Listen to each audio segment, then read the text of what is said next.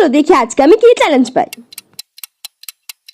কি স্পুন দিয়ে মেকআপ করতে হবে? স্পুন দিয়ে তো খাবার খাই, কিভাবে মেকআপ করবো? ধুর, কি মেকআপ করতে পারলে বিটিএস আর্মির সঙ্গে দেখা করতে পারবো? কিন্তু স্পুন দিয়ে কি ভালোভাবে মেকআপ করতে পারবো? ওরা দেখি কি করা যায়, চলো।